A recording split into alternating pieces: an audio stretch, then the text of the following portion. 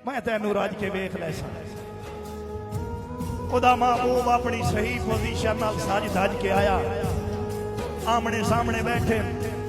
महबूब चौधे दा हां ठरदा बैठा है, आशिक दा हां ठरदा बैठा है। महबूब थोड़ा जिहा बंदियां तू काला पिया, रिश्तेदारां दी नजरां तो थोड़ा जिहा उस खंड कीती, खंड करके बैठा। आशिक ओदे सामने बन गया दा ना ना ए ऐद खिलाफी है, तू जो आया है सज के वेखण दे। ना ना ए ऐद खिलाफी है, तू जो आया है सज के वेखण दे।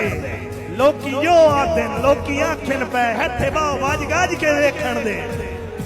और मना कर नहीं अखी दी बुक्केल विच, मुख अपना कज के वेखण दे। पूरे साल दी ओदर नहीं वधिया, अज काविश रज के